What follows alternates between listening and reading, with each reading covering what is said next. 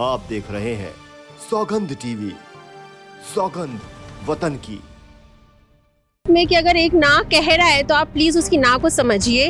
आप हाँ कर रहे हैं तो सामने वाले की भी मर्जी हाँ हो। फर्स्ट नाइट का कॉन्सेप्ट एकदम गलत है, ठीक है। तो अगर लड़की आपके यहाँ शादी करके आई है तो आप प्लीज उसको थोड़ा टाइम दीजिए।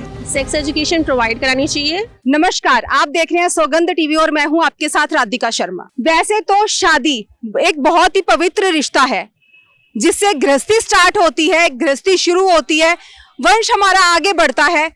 यह हमारे भारतीय का एक बहुत ही अच्छी संस्कृति है जो यहाँ निभाई जाती है। ऐसे संस्कार हैं जो यहाँ निभाए जाते हैं।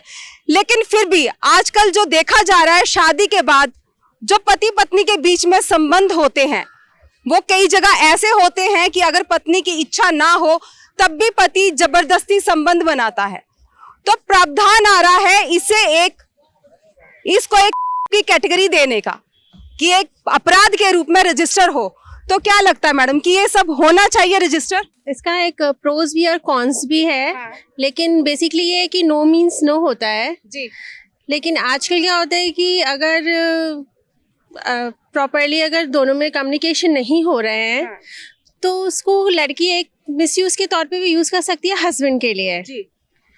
लेकिन अगर दोनों में सही से या तो फिर आप प्रॉपरली कम्युनिकेट करो जी। और अगर उसकी ज़रूरत पड़े तो आपको काउंसलिंग भी करनी चाहिए कि बेसिकली दोनों में प्रॉब्लम कहाँ आ रही है जी। एक दूसरे को कहाँ पे अंडरस्टैंड कर रहे हैं, कहाँ नहीं अंडरस्टैंड कर रहे हैं। लेकिन बेसिकली ये होता है कि दोनों कंफर्टेबल होने चाहिए। अगर आपकी वाइफ कंफर्टेबल नहीं है तो if you try to convince her then it is possible to make the proper relationship.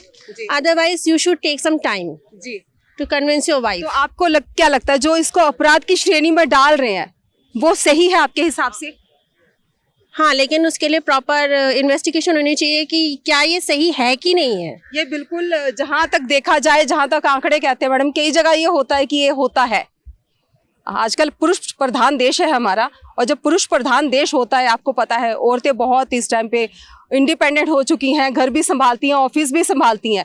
लेकिन उसके बाद भी वो शादीशुदा होने के बाद भी ऐसे जो है उनको वो अपने में करना पड़ता है, समझौते करने पड़ते हैं। देखिए मैम, समझौते तो हर किसी को करने पड़ते हैं, लेकिन आजकल स्ट्रेस इतना तो स्ट्रेस इतना ज्यादा हो गया लोगों की लाइफ में कि अगर एक ना कह रहा है तो आप प्लीज उसकी ना को समझिए, उसको मान दीजिए, थोड़ा टाइम दीजिए। मेरा बस ये हाँ, थोड़ा टाइम दीजिए। ये नहीं कि आप हाँ कर रहे हैं तो सामने वाले की भी मर्जी हाँ हो। कई लोगों का ये भी कहना है कि अगर इस तरह से इसको अपराध की श्रेणी में अगर डाला जाता है, आफ्टर शादी जो संबंध बनते हैं जबरदस्ती वाले, तो उससे कई ऐसा भी है कि घर टूटने के कगार पे भी हो सकते हैं। जी बिल्कुल हो सकते हैं। कैसे हो सकते हैं? कि अगर हम बार बार देखिए, ऐसा होता है कि कभी कभी होता है लड़की की मर्जी नहीं होती है, ठीक है, उसके बाद भी उसकी शादी करा दी जाती है। उसके पेरेंट्स ये सोचते हैं कि ये उसके लिए बहुत अच्छा है। कभी कभी लॉन्ग टर्म्स में वो बेनिफिट में भी रहती है और काफ़ी टाइम लगता है उसको समझने के लिए कि नहीं, ये लाइफ पार्टनर मेरे पेरेंट्स ने जो मेरे लिए चूज़ किया हुआ है वो बहुत अच्छा है। लेकिन मेरा ये लड़कों के लिए कहना है कि प्लीज़ आप लड़कियों को थोड़ा टाइम दें, उनको स्पेस दें। वो दूसरी जगह से आई हुई हैं तो उनको समझने में, अंडरस्टैंड करने में उनको कोऑपरेट करें जी, जितना भी लड़कों से हो सकता है। और लड़कियों की तरफ से भी मैं यही बोलूँगी कि प्लीज़ आप ट्राई करें उस नए एनवायरनमेंट में खुद को इंडल्ज करने के लिए। ये नहीं होता है कि आप फर्स्ट टर्म में ही गए और फर्स्ट टर्म में ही सब कुछ हो जाना चाहिए। ये फर्स्ट नाइट का कॉन्सेप्ट एकदम गलत है, एकदम से गलत है, एकदम गलत है। अगर आप एक दूसरे से पहले मिले हुए नहीं हो, हमारा कल्चर अभी ऐसा नहीं है कि एकदम सब चीज़ फ्रीक्वेंट में होता है। ये सब चीज़ें हाई सोसाइटी में आप कह सकते हैं, लेकिन मिडिल क्लासेस में अभी भी ऐसा पॉसिबल नहीं है कि लड़के लड़कियों को एक साथ मिलने दिया जाता है। ठीक है, तो अगर लड़की आपके यहाँ शादी करके आई है तो आप प्लीज़ उसको थोड़ा टाइम दीजिए। ये फर्स्ट नाइट वाला कॉन्सेप्ट दिमाग से निकाल दीजिए, वो बॉलीवुड स्टाइल का कि बस जाओ और बहुत सारे रिचुअल्स होते हैं। बहुत जगह पे ऐसा होता है कि फर्स्ट नाइट होती नहीं है, लेकिन फिर भी ये होता है कि आज तो जंग जीती ही जाए। नहीं, ये दिमाग से निकाल लेना, ये कोई जंग नहीं है। It is just a part of love. बिल्कुल। फिर उसके बाद आप वंश वृद्धि करते हैं। जब आपके बीच में प्यार नहीं है, अंडरस्टैंडिंग नहीं है, विश्वास नहीं है, तो इन सबका कोई मतलब नहीं होता है। जी। तो वो रेप कंसीडर किया जाएगा कि मेरी मर्जी नहीं, उसके बाद भी मेरे साथ अगर किया जा रहा है कोई, वो किया जाएगा। बस ये होता है कि आप वो सोसाइटी आपको वो राइट्स दे देती है वो आपको जब आप एक परिवार चलाते हैं, जैसे कि मैंने बोला, शादी के बाद आपको एक लाइसेंस मिल जाता है, हाँ बस वो सब करने का। वो लाइसेंस हो जाता है, लेकिन बस उसमें थोड़ा सा एजुकेशन का भी रोल प्ले होता है। जैसे हमारे भारत में जो है वो सेक्स एजुकेशन बिल्कुल नहीं दी बिल्कुल नहीं है, बिल्कुल। जो कि प्रोवाइड करानी चाहिए। इससे क्या होता है, मेंटल लेवल इंक्रीज हो जाता है, जेंट्स का भी और लेडीज का भी। बेसिकली ये होगा कि आप सामने वाले को इन्फ्लुएंस कर सको कि नहीं, हमें रिलेशनशिप चलानी है, I should give you some time, you should be more comfortable with my in laws.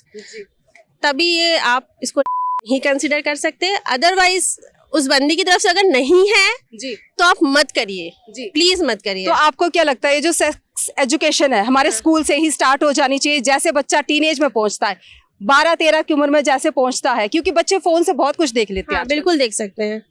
Sex education provide करानी चाहिए, लेकिन एक साथ ही आप बहुत ज्यादा इम्प्लीमेंट ना करें बच्चों के ऊपर, क्योंकि इससे बहुत ज्यादा डिस्ट्रैक्ट होते हैं बच्चे।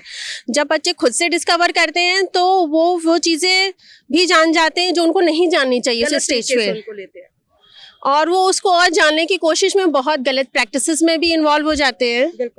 तो आप जैसे हम किसी मेंस्ट्रुएशन के बारे में एक chapter as a chapter introduce कर देते हैं एनसीईआरटी में, उसी तरह 9-10 से एक अलग तरह से आप क्लासेस कंडक्ट करवाइए for the boys and for the girls also. क्योंकि माता पिता अपने बच्चों को शायद ये एजुकेशन देने में, बताने में, इसके बारे में बताने में थोड़ा क्योंकि वो चीजें होती हैं, कुछ चीजें शर्म का पर्दा होता है। हाँ, शर्म भी होता, हाँ ये होता है कि बेसिकली अगर माएँ आजकल बात भी कर लें तो होता है ना कि नहीं, तुम्हारे पापा हैं, तुम्हें ऐसे नहीं बोलना चाहिए, ऐसे नहीं बैठना चाहिए, ऐसे ये नहीं करना चाहिए, उनके सामने ये बात नहीं करनी चाहिए, नजर नीची करके बात करनी चाहिए।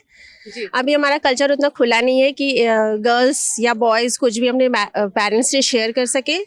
ये होता है कि अगर आप कोई चीज़ गलत कर रहे हैं तो आप अपने पेरेंट्स से शेयर नहीं कर सकते। तो आप स्कूल में थोड़े लेवल पे कि बताया जाए क्या अच्छा है क्या बुरा है, इंट्रोड्यूस करना चाहिए, एटलीस्ट इंट्रोड्यूस करना चाहिए, ताकि अगर बच्चे को कोई प्रॉब्लम हो रही हो या रिलेशनशिप में कोई कहीं वो फंसा हुआ हो तो कोई बाहर वाला उसका मेंटल टॉर्चर ना कर सके, तुमने ऐसा नहीं किया तो आई विल डू दिस। जी है ना, बेसिकली यही होता है, तुमने ऐसा किया ना, मैं तुम्हारे पेरेंट्स को बताऊंगा, otherwise you will do that for me, या तुम मेरे लिए ऐसा कर दो। शोषण भी बहुत होता है इसी में। तो मेंटल और फिजिकल टॉर्चर हो जाता है। बेसिकली ये लड़कियों के साथ होता है और आजकल मीडिया के साथ लड़कों के साथ भी होता है। हाँ, ये कह सकते हैं both genders are facing the same problem.